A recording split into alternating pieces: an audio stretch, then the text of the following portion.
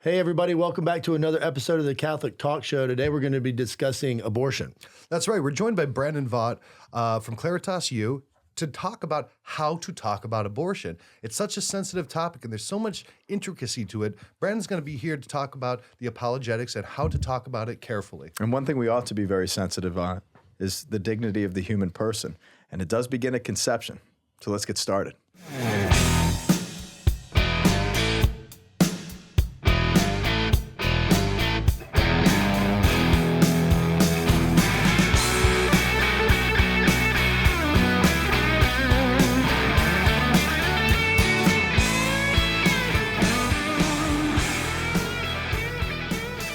It's good to have you on the show, Brandon. Thanks for joining us again. You're one of our favorite guests. Yeah, thank you, guys. I think last time you told me I was your most frequented guest, so I hope I still have that title. You have, and I think you're furthering the lead with this appearance. So, that may all change very quickly when you finally come up here and beat Delacroix in a one-on-one match. I don't know if he'll ever be able to handle, moving forward in friendship after that. Yeah, Jimmy Aiken needs to pick it up if he wants to even come close to you. So today we're having Brandon on because there's a topic that we've wanted to discuss, and we've talked about it in the context of other episodes, but we've never done a full episode on abortion, on how pro-life that we are, because and how to discuss it, and that's exactly why, because it's such a difficult subject to discuss properly, to be charitable, but to be clear what the church teaches and what both the biological and the theological reasons are to defend life. And it's something that we've prayed about and contemplated, but we've never found the right kind of, action plan or the talking points to really do it justice. And we didn't want to do something so seriously without a deep preparation. And then Brandon has this great new book out, How to Discuss Abortion. And we saw that and we're like, this is the perfect opportunity because number one, this book is geared towards teaching people how to discuss this difficult topic. And I thought it'd be a good opportunity for us to learn something and discuss it as well. Yeah, one of the things I appreciate about you, Brandon, is and the God's work and what you're doing in the church is that, a lot of people don't understand how to talk to people about certain things. It's like we believe this, we talk over each other. There's no meaningful engagement there. Which is in many cases a very natural thing, a very human thing. But what I appreciate a lot about your work is that you help people and guide people that really care about acknowledging these things around the people that they're, the circumstances and the people that they know and love. Really appreciate it. Really looking forward to diving in a little bit. Yeah, pastorally speaking, I speak on abortion, regularly, most certainly every year, when we ever come up to the anniversary of Roe v. Wade. The dignity of human life needs to be kind of through every single homily that you preach. But it is very important to exercise pastoral sensitivity because no matter when I express anything in respect to abortion, there is most certainly going to be people in the community, in the congregation that have suffered the results of an abortion or have participated in abortion. Yeah. So I always invite greater healing and I always invite pastoral care. And I try to isolate in the sense of someone sitting in the congregation. I try to enter into their mindset so that they could hear me express to them, hey, come and talk to me. I don't want you to be alone after a decision like this. So that is every single time I touch on abortion. This is not trying to win an argument. Right. This is not trying to score points. This is trying to discuss something that is culturally acceptable, but is also intrinsically against how we as Catholics view life. And then that's why it's so difficult. And our country is so divided on this. So, Brandon, how do we discuss abortion? Yeah, that's the million-dollar question. First of all, thanks, guys, for having me. It's delightful to be back here again. I love hanging out with you guys and talking about important topics like this one. There's topics for Catholics that whenever they come up in conversation, we get nervous, anxious, tongue-tied. We just hope the discussion turns in another direction. And for many Catholics, abortion is one of those topics. It's not because Catholics don't know what they believe about abortion. Most Catholics, at least ones that are faithfully practicing, recognize that abortion is wrong, that it involves the intentional destruction of an innocent human life.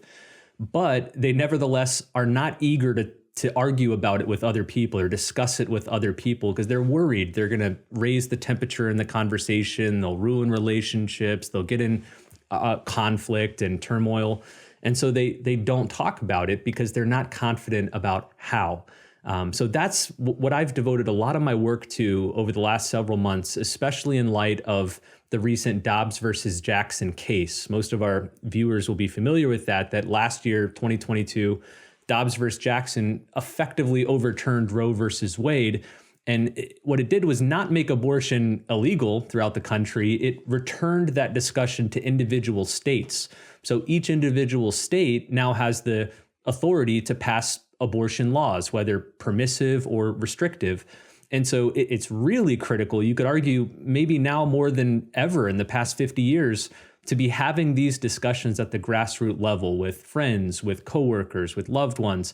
It's at the local level that the abortion movement is going to be either strengthened or weakened. So that's why I wrote this book. Again, Ryan mentioned earlier how to discuss abortion, which, by the way, the whole reason I wrote this book was to give it away for free. So I'm giving away free copies of this book. It's a real paperback book, not a download, but I'm giving away free copies. Maybe, Ryan, you can throw the link there in the show notes, but people just pay shipping and handling. But otherwise, I pay for the book. My goal is to help more Catholics become comfortable and confident discussing this topic. Awesome. That's excellent, Brandon. Yeah. As a priest, brother, we're constantly, especially pastors, we're constantly looking for resources to put in the hands of our parishioners to accompany them through Lent, through Advent, through Christmas, through Easter, so that they're enriching and coming to know their faith in the beautiful splendor, the veritatis splendor, the splendor of truth that we experience in Jesus. And as a pastor, thank you so much for your hard work, specifically in this area, because as we were talking about before, the thread of the dignity of the human person needs to be proclaimed from the pulpit day in and day out. And this resource, I am most confident, knowing you for so many years, is going to be great content for people to digest and apply. Yeah, and thanks for bringing up the Roe v. Wade decision, because when that decision came through, the media hyped it up as a ban, as all these things, and the polemic talk, right, that comes from both sides. And in reality, what happened was there was just a redistribution of this law that was errantly written by the Supreme Court years ago, which it's not their duty to do so, and given back to the states, which is primarily the way that the federal government should be operating in many ways, right? Mm-hmm. It's like there's no federal way to decide all these. That's a good thing for law in the United States too. Yeah. Like and subsidiarity, thank God. Right, but that precedence is going to be used, I think, to help our federal government step away from a lot of things that they could be doing. Yeah, that's true. But what it has done is it's taken one large national conversation and turned it into 50 sidebar conversations, right? Mm-hmm. And those 50 sidebar conversations now turn into millions of individual ones. And that's why this book right now is so important, right? Because now you're going to have individual states and communities to be talking about this. So, Brandon, how have you structured this book? How do you structure this conversation? Do you maybe start with the objections, or do you start with, the dignity of life, or where would you even start? Let's say, hypothetically, we're talking to somebody who is a very ardent pro-abortion individual. How do you even open this conversation? Say it's a family member. Yeah, the strategy that I encourage throughout this book is to ask a lot of strategic questions, not just questions seeking information, but questions that drive the conversation in a particular direction. And I share lots of examples of those types of questions throughout the book. The first, and I think central question of this whole debate is the question, are the unborn human? Are the unborn human? Everything revolves around that question, because most pro-choice supporters will deny that whatever's being aborted inside of a woman's body is not a real human, that it's either less than human or it's not human at all. So that's the key question, and the key thing you want to convince the other person of, that the unborn is human. I lay out a strategy to do that in less than 10 seconds. It's something I learned from the pro-life apologist Steve Wagner. It's called the 10-second pro-life apologist. And he has 3 questions. First, if it's growing, isn't it alive? Second, if it has human parents, isn't it human? And third, human beings like you and me are valuable, aren't we? 3 simple questions, but those get at the root of this whole conversation. If it's growing, then it's alive. Any organism or any being that is evolving or changing or growing must be alive. That's the distinction between dead things and live things. So whatever this is, call it a fetus, call it a child, call it an unborn human being, if it's growing, then we know it's alive. That's undeniable. Second, if it has human parents, then it must be human. And if the other person would deny that, you can say, well, then what species is it? If it's growing, it's a living being, but it's not human. What species is it? There's no logical alternative. It must be a human living being. And then third, the key twist is human beings like you and me are valuable, aren't we? We've seen throughout history the problems of taking one class of human beings and saying, well, they're not fully human or they're less than human. You know, think about slavery, think about the Holocaust, think about the civil rights movement. Anytime you take a group of humans and you reduce their humanity, violence and injustice inevitably erupts. So those are the 3 questions to keep pressing. There's many more that I share in the book, but I think that's the best starting point, is helping the other person see that what we're talking about here is something that's alive, something that's human, and because it's human, it must be valuable like you and me. I saw the comedian Bill Burr, and he's got all kinds of things around him, and he's not a Catholic. He's actually kind of anti-Catholic, but he did this bit on abortion, and he's like, I don't know. I think these are babies if we're being honest. He's like, let's use the analogy of a cake. I take all the time, I put all the ingredients in, I put it in the pan, and then I put it in the oven, and then someone comes in, takes the pan out, and throws it across the floor. And you're like, hey man, you just ruined my cake. He's like, that wasn't a cake. He's like, well, it would have been, right? And I think right there even shows that what you're talking about, what species is it? Is it alive? And is it valuable? Yes. You know, and all those questions are logical, but what if people say, you know, where in that does it maybe break down? Like, okay, I know it's a human. I know it's growing, but it's permissible up to a certain point. You know, they can always make these equivocations like, well, up to 3 months, it's, you know, it's a baby, but it's not really, can't feel pain, or up to 6 months, you know, I mean, it's not viable outside the womb. Or look, in the first 24 hours, I mean, you just take a pill and it goes away and it's never even split past, you know, 4 cells. It's a zygote.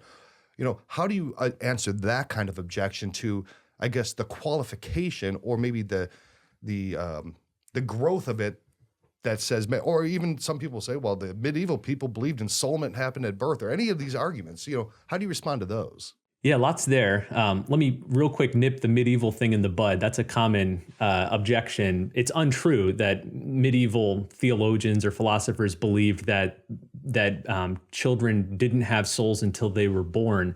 A lot of the scholastic theologians relying on Aristotle believed that they had a soul from the moment of conception, because that's what a soul is. A soul is the animating spirit that gives something life. So if something's alive, it has a soul. What they questioned was whether they developed a specifically male or female soul, and a lot of them believed that happened later during the development process. But they all believed that they had a soul the moment they were alive, which is the moment of conception. And even theologians like Thomas Aquinas explicitly rejected abortion. So to use people like Aquinas and using the ensoulment argument as a case for abortion, he'd find it nonsensical. That said, all the types of objections that you raised before that of, well, you know, an unborn child hasn't reached this level of development, therefore maybe it's permissible to abort them. Whenever I hear these sorts of objections, I like to employ a strategy called trot out the toddler. And I lay this out in the book as well. Trot out the toddler. It's a form of argument in which you take the same premise that the pro-choice person offers and apply it to a 2-year-old. And you help the other person see that it's absurd to apply to a 2-year-old, and therefore you shouldn't use it for an unborn child as well. Let me give you an example. Someone might say, well, the unborn child is completely dependent on the mother. It cannot survive on its own, at least up to a certain date, and therefore they're not fully human, or it's permissible to abort them. But you could say, well, okay, take a 2-year-old child, take a mother living with a 2-year-old child in the middle of the woods. The 2-year-old child is utterly dependent on the mother. If the mother just left and ran away and left the 2-year-old there all by itself without any other help, the child would die. We just know that inevitably. Or ramp the age down to 6 months, whatever you want to do. But the point is, just because a human being is dependent on another human being, that's not justification for killing the dependent human being. And we would all recognize that in regards to a 6-month-old, a 1-month-old, a 2-year-old. And so we should apply the same principle to the unborn as well. The level of dependence is not an excuse to abort an innocent human being. The same goes for the development of other faculties like cognitive capacity. People will sometimes say, well, their brains aren't fully developed yet, and so maybe they're not fully human yet. Well, scientists tell us that human brains don't fully develop until people are in their mid-20s. And so this line of reasoning would... or in our case, never fully developed. But we would all recognize that that's not a justification for killing a teenager or a 20-year-old. So it's bad logic for killing an unborn child as well. So you see what I'm doing here? This is what's known as a reductio ad absurdum. It's a type of argument where you take a person's premise and you show that it leads to an absurd conclusion. And therefore, if you don't want to accept that conclusion, you reject the premise which caused it. And that's what we're doing here with the abortion conversation, is to show most of the reasons people give to justify abortion would also justify killing a 2-year-old. But since we wouldn't kill a 2-year-old, those can't be good reasons for killing an unborn child either.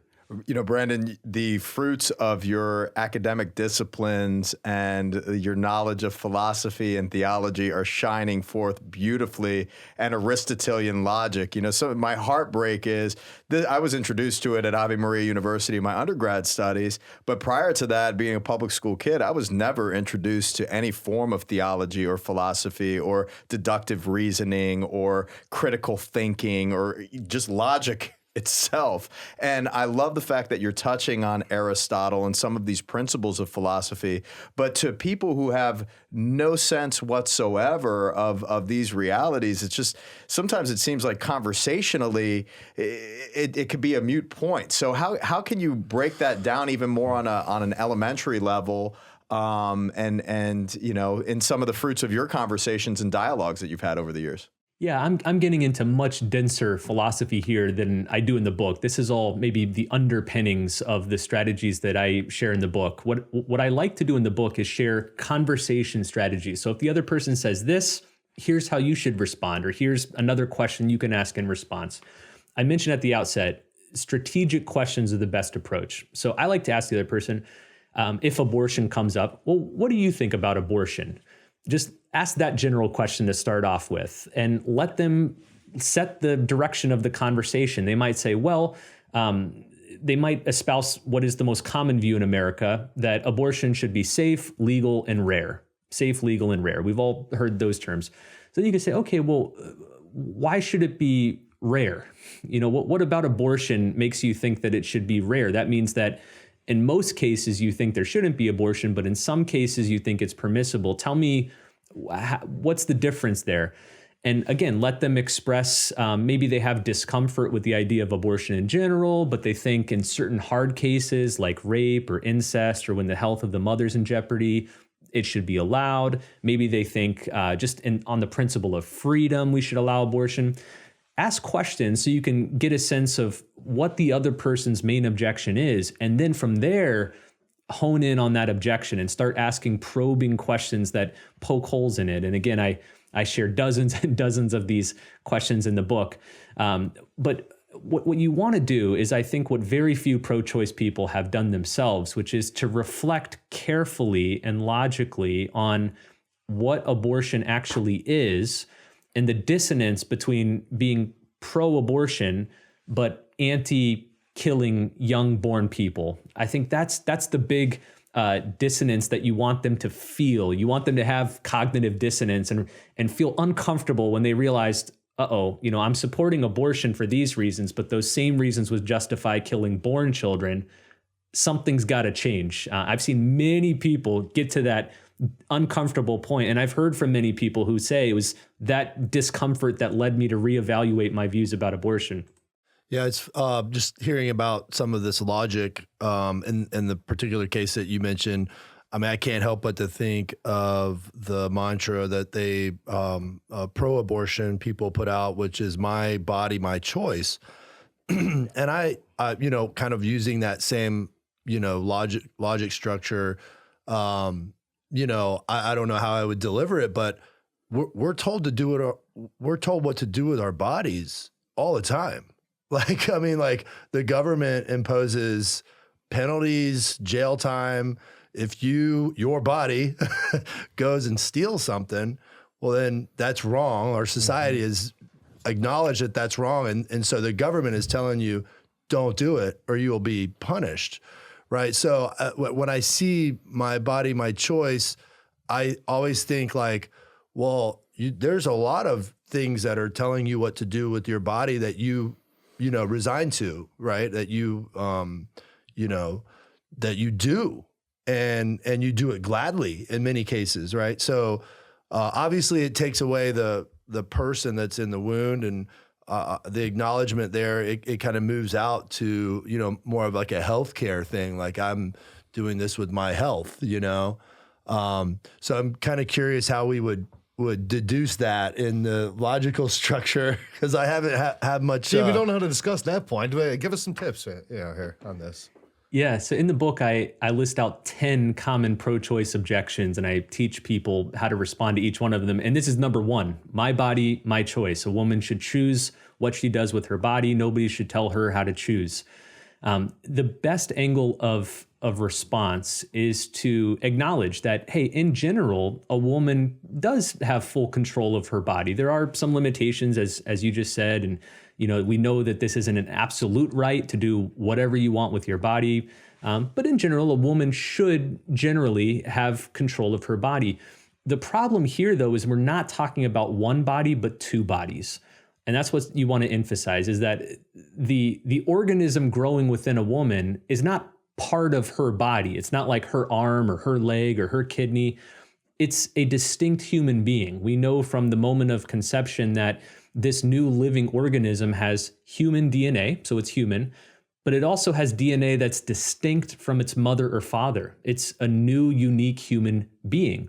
And so even though it's small, even though its body doesn't look like a grown adult's human body, it's still a human and it still has a body. And so we're talking about 2 bodies, a body within the woman's body. A woman doesn't have the right to use her body to harm the body of another person. And again, if we zoom this out beyond just the unborn child to born people, we all recognize this rule. We all agree, look, I have a right to do what I want with my body, but that doesn't include a right to punch any of you. That doesn't include the right for me to harm another person's body. But if that's true with born people, it should apply to unborn people as well. That yes, generally we have a right to choose what we do with our bodies, but that is not an unqualified right, and it doesn't include the right to harm other bodies. Yeah, I mean, you'll see a lot of these personal, bodily, autonomous arguments being broken down today. Well, the government outlaws, you're not allowed to take certain substances. You can't do fentanyl or heroin. That's your body. It's my choice. I put anything I want in my body. Government says no. Most people will generally go along with that, although there's the general movement to decriminalize all drugs. I think the same thing can be said about prostitution. It's like, no, society generally says, no, you cannot sell your body. It's your body. I can sell whatever I want. Can't do it. And I think society generally, although you'll see movements to legalize that as well. And I think a lot of that also will come from the same kind of societal groups. Some of the logic is that they're trying to break down any of those types of things because they all play together. Look, if you're against, narcotic use, or if you're against prostitution or abortion, they say those are all things that you should be allowed to do. So I don't even think those kinds of arguments hold water anymore, because they'll say, well, I think drugs and prostitution be legal. My body, my choice. Absolute freedom of the body. But absolute freedom is not freedom. Like John Paul II said, freedom is not consisting in doing what you want. It's consisting in doing what you ought. And I think one of the things that breaks down and becomes illogical in a lot of these debates on societal issues is that people no longer really even care about logic. They don't really care about, well, you're right. And they're like, maybe you're right, but I don't really care. But they don't even care about others. That's what I mean. And it's like all they care about is themselves. Yeah. And in a relativistic type of an environment, you know, and as long as you don't hurt me or your decisions aren't affecting, you can do whatever the heck you want. Well, left ungoverned and left, you know, without law, the human person, like, societal decay, like, and chaos. And it's almost like what we have going on. Well, it's definitely You know? moving in that direction. Sure We think is. it's bad. We think it's bad now, but I mean, the materialization of what we're talking about in the continuation of a relativistic structure is utter destruction. And you know, when we're talking about this, and Brandon, I just want to express like how appreciative I am of how clear you are in your teachings and all the resources we've ever looked through and the books that you've sent me personally. It's so approachable, and that's what's so refreshing. And the fact that this is going to be free and in the hands of Catholics all around the globe, all around the country, is going to be very, very important for the continuation of what the church ought to be, which is an instrument of unification, of solidarity, of realizing the reverence that's due to the human person. And you mentioned John Paul II. You know, personalism, his teachings on the human person, on Familiaris Consortio, the institution of the human family. No human being, like Fulton Sheen too, you know, the priest is not his own. No human being is his own. You know, we are a communal people. We are a societal people. In Aristotle's terms, we are drawn to the polis. We are a people ordered and inclined toward this kind of politic, this sense of being driven together. Because why? We depend on one another. But there has to be a sense of order. Yeah. You know, John Paul II in Evangelium Vitae expressed the deepest element of God's commandment to protect human life is the requirement, I love this, the requirement to show reverence and love for every person and the life of every person. And kind of tying back into this kind of principles of you know, the source and the very beginnings and the first movement of human life, it begins with a man and a woman. You know, whether it's out of wedlock, in wedlock, or whatever it's a communal thing. Yeah, and a lot of what we're seeing fundamentally in the problems that we're seeing societally is a rejection of society and accountability to others. You know, we see that because it's become individualistic and the societal good is no longer important. It's no longer, as a society, we reject this and we live in unison on this. And that individuality is driving the dissolution of society, which then permits things that society as a whole used to reject. Yeah, I agree with you guys that we've become a much more individualistic society. But in my experience talking with people, they still recognize even the most libertarian person who thinks each person should be free to do whatever they want with almost no restrictions. Even that person will recognize the principle, we shouldn't harm other people. We shouldn't harm other people. And that's at least a small kernel of truth that you can use to then get them to see the immorality of killing an innocent human being in the womb. For example, I've had this sort of conversation with people is they say, you know, if people want to have abortions, have abortions. If people don't want to have abortions, don't have abortions. It doesn't bother me. It doesn't affect me. People should be free to do whatever they want. And I like to ask them, well, suppose it was you. Suppose you were the unborn child. Would you still have been willing to allow your mother to freely choose whether to abort you or not? And a lot of people haven't put themselves in that position. For them, abortion is an abstraction. You know, aborted children are abstractions.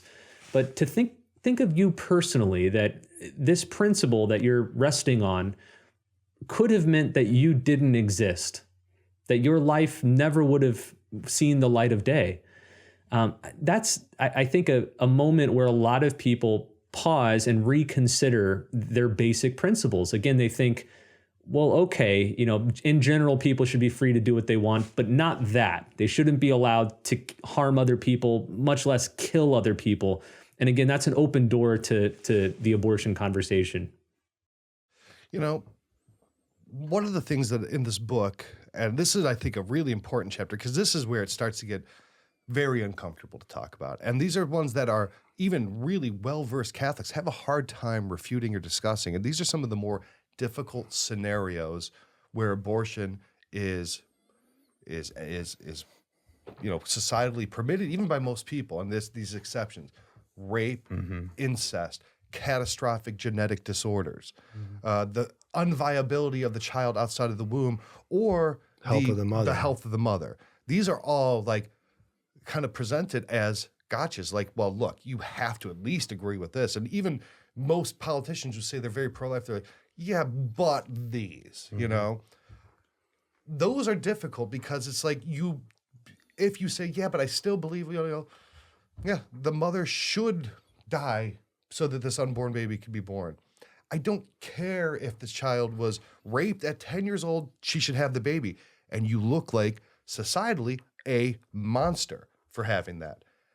And there's, again, it creates, you used the word dissonance before. I think this is an argument tactic by the other side to create cognitive dissonance in the pro-life side. So they're using the same kind of great point. Logical tools that you're using, Brandon, against us. So how would we respond in kind to that?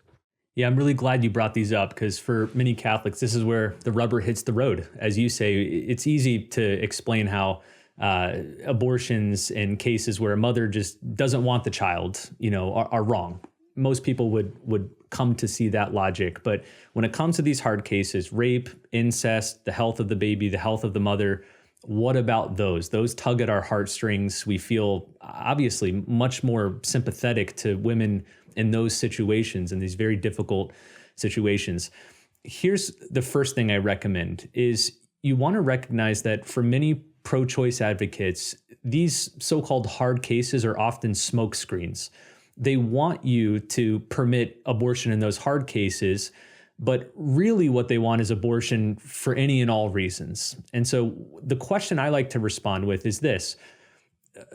These hard cases, again, rape, incest, health of the baby, health of the mother, generally make up about 4% of all abortions. So 96% are what we might call elective abortions. They're done just for reasons of personal preference or desire, not because they're forced through one of these hard circumstances.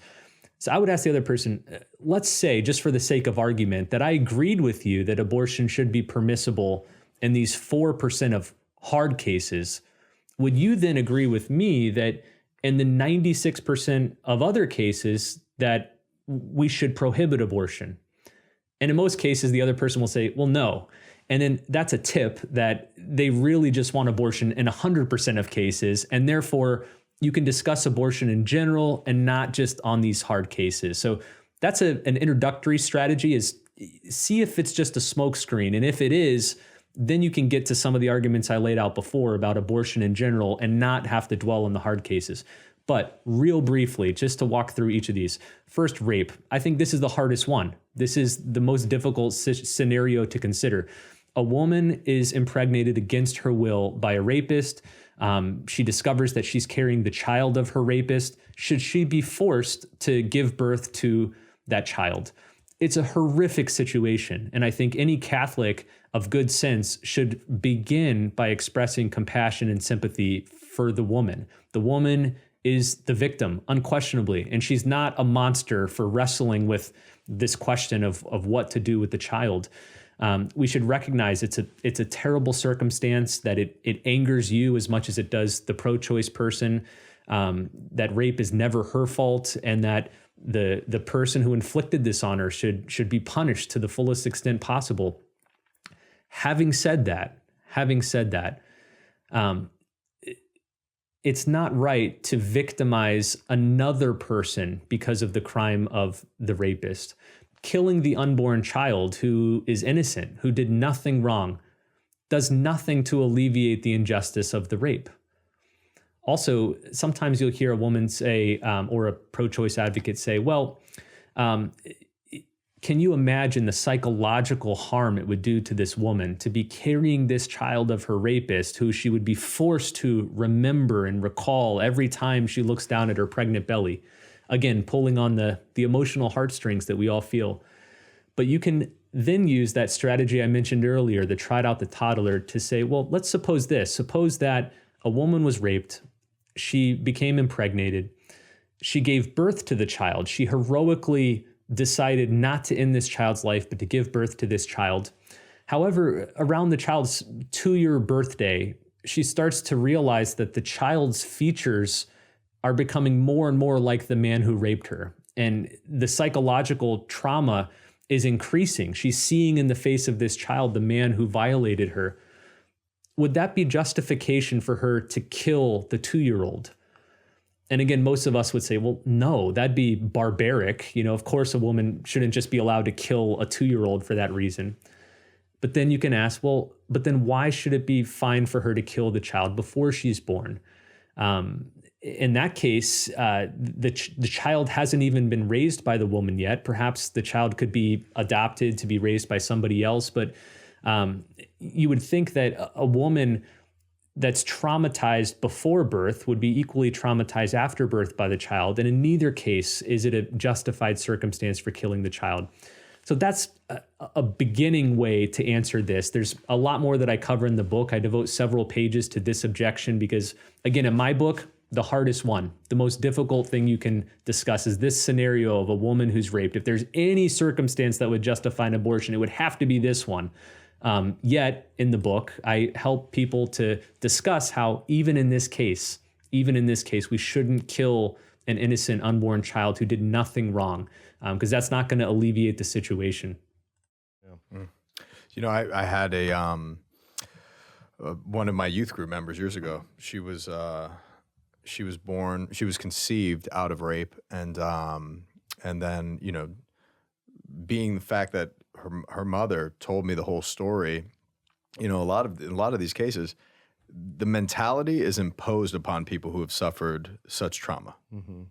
And I see that in a lot of different situations. Like when adults look at the way the children are processing death, for example, we impose the way that we're grieving on the children and the way that we're looking at death in relationship that the children are going to look at it. The sensitivity that is deserved for anybody that goes through rape or any other form of trauma deserves pastoral care in and of itself because of the dignity of that human person and the love that Christ calls us to minister to them. But the interesting thing for me pastorally is that never was it the case that that type of mentality was presented by this woman that I'm referring to. Mm-hmm. And the way that this particular girl lived her life faithfully and was raised by her mother was just such an inspiration to the whole community. And that testimony broke down people's perspectives as it relates to abortion because of the testimony of not only the mother, but the child.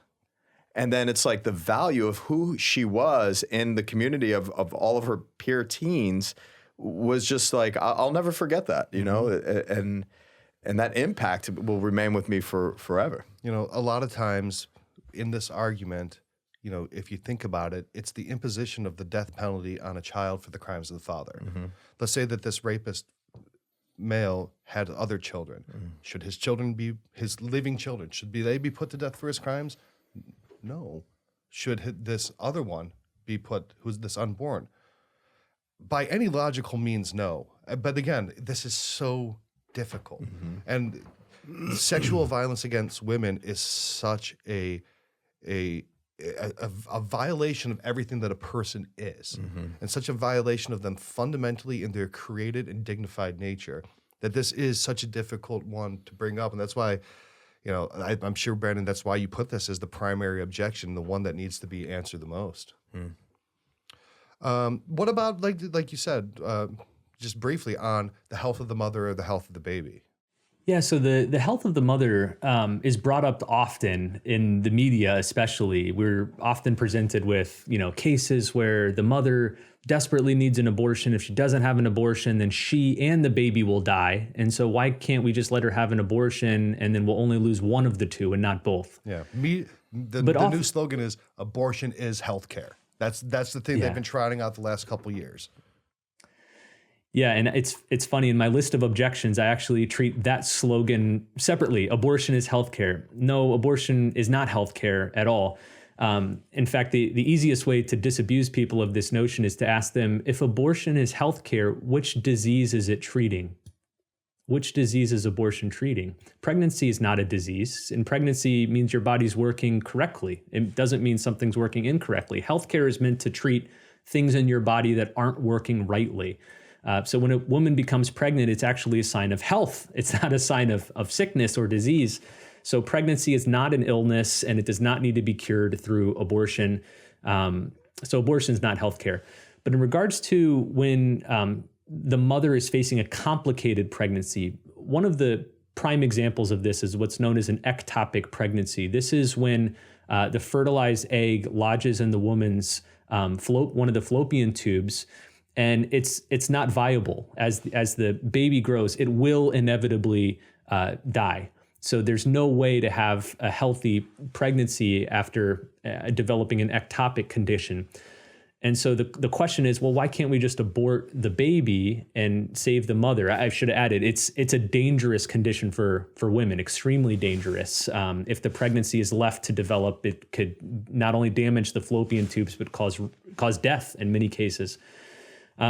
This is where I think Catholic ethics really shines, because it's very careful and makes important distinctions, whereas many other philosophies and religions don't. And so in Catholicism, we have a moral principle known as double effect.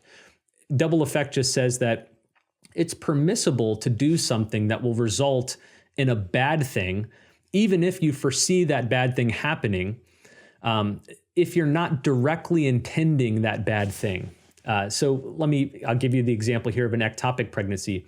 If you have a woman whose fetus is lodged inside of her fallopian tube, it's permissible under Catholic moral theory to cut the fallopian tube on either side and remove that damaged area of the fallopian tube, and allow the mother to live. Now, what's being done is not technically an abortion, even though it will inevitably result in the death of the unborn child, because an abortion is the intentional direct killing of an innocent unborn child. But in this case, you're not intending to kill the child. If there was a way to save the mother and the child, you would take it.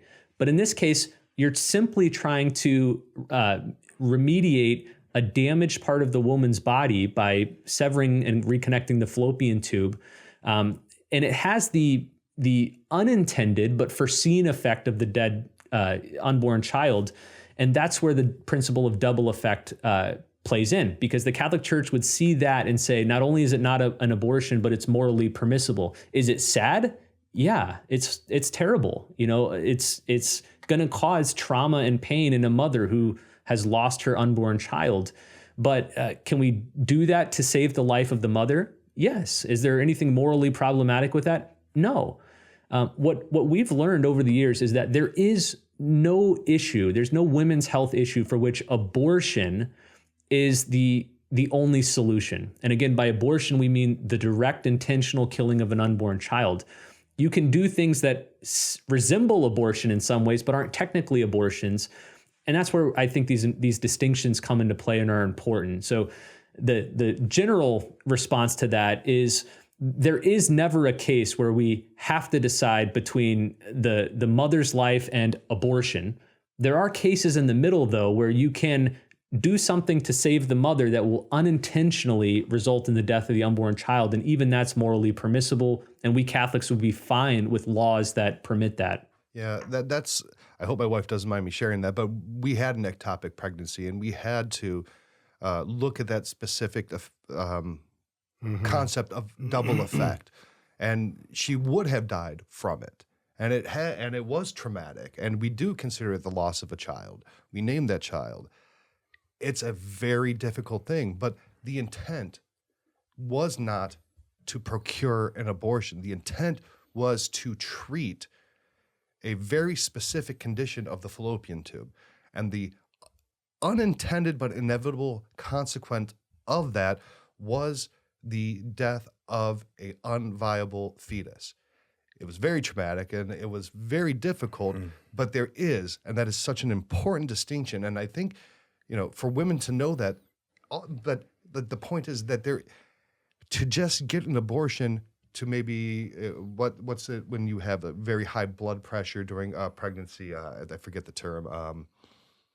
There's a specific term for it, or any of these other issues. The treatment could cause the death of the fetus, but it can't be, well, if we kill the fetus, you'll get better. No, let us treat the symptom, let us treat the actual illness. And if it has the effect of killing the child, even though there is these middle cases where it's logical, but you have to review this with a real open heart and with a mind to understand the laws of effect and consequence. And to know, the blessing is that we have modern media where we could put you in touch, and there may be people out there right now that are listening to this content or viewing this content on YouTube, and they're just overly appreciative for one, your testimony, Brandon, your explanation and the content of this show. But for everybody to know too, that in your diocese and in your parishes, the bishop has designated people, moral theologians, bioethicists. There are counselors in every diocese around the globe for you to be able to access and receive support. John Paul II expressed that you are called to stand up for life, to respect and defend the mystery of life always and everywhere, including the lives of unborn babies, giving real help, and this is the point that I want to draw from here, giving real help and encouragement to mothers, and I'm going to add fathers, in difficult situations. These are difficult situations, and we're called to labor in this one work to be able to accompany people, and I just really appreciate you sharing that testimony, Sheila. That touched my heart, man. These are very challenging and difficult situations that deserve our thoughtfulness and counsel. Yeah. I mean, when we introduced our kids, and like, well, how old are your kids? 19 and 7. Oh, from a previous marriage, or that's a big gap. And that's, the reason for it. But, you don't say, well, that's in the middle. It's not something. But that brings it up a lot for her. Yeah, for sure. I think the final thing, and I don't know, I didn't get all the way through the book, Brandon, but do you touch on maybe the kind of the and you arguments that people say, well, how many orphans have you adopted? Oh, you're pro-birth, you're not pro-life. There's the economic reasons, there's the resource reasons. It's like, you're not buying diapers, you just want these kids to be born, and then after that, do you touch on any of those kind of tangential or tukokwe arguments in the book? I do, yeah. They're among the 10 objections that I coach people how to respond to. I also, in addition to those, talk about ones. Well, you're just a man.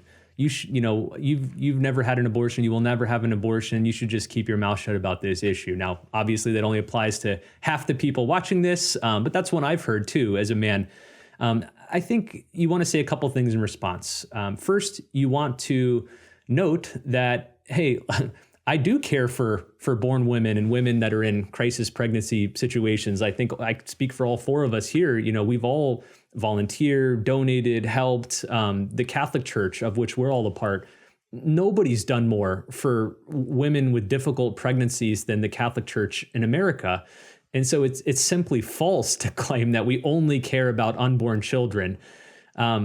Secondly, though, I would say, even if that were true, let's just suppose for the sake of argument that we were all evil, uncaring, unsympathetic monsters who only cared about unborn children, it would be totally irrelevant to the question of, are the unborn children and do they deserve the rights that all other human beings deserve? It really doesn't matter whether I, donate diapers after they're born. That's irrelevant to the moral question of should we or should we not kill unborn children. So I think those are some starting points. I also, maybe as a third tip, like to bring it back to the analogy of slavery. Imagine somebody using these same sorts of arguments to defend slavery, saying things like, well, you want to free slaves, but you're not doing anything to help them after they become free, or you want to free slaves. Well, if you don't want slaves, don't have them. Why are you passing your judgment on everybody else? You don't have any personal experience of slavery. none of us would find those arguments compelling because we recognize slavery is just objectively wrong. It doesn't matter, whether I help freed slaves or whether I've had slaves or not. Slavery itself is intrinsically wrong. And that's the position that we're putting forward in regards to abortion. Is it doesn't matter whether this or that person is, morally praiseworthy or not. What we're talking about is whether this particular action is right or wrong for everyone. And that's where the discussion should focus. Mm-hmm. Mm-hmm. So, guys, Brandon has made a really generous offer. And every time he comes on, Brandon dude gives away a lot of books. He really does. He gives away more books than all those, little bookshelves that you find around town put together. My whole top shelf next to the fathers of the church is all of your content and Bishop Bear. It's beautiful. Yeah. So Brandon has put together a special offer, and to give this book out to people, to our listeners. And we put that at catholictalkshow.com/discuss. And that'll go right to Brandon's website. Brandon, tell them about this offer that you've made around this book. Yeah, so I mentioned I just released this new book. It's called How to Discuss Abortion with Pro-Choice Friends and Family. It covers a lot of the stuff we talked about here, but in much more depth. And I should say much more clarity and simplicity. I know we were kind of into the philosophical weeds a little bit on a couple topics, but I think everybody will find this book digestible. So I ordered thousands of copies of these books. I paid for them with my own money with the goal of sending them out for free. I'm just asking people to cover shipping and handling in the United States, which is $6.95. So I don't know where else you'll get a free book for $6 shipping and handling, but that's what I'm sending out.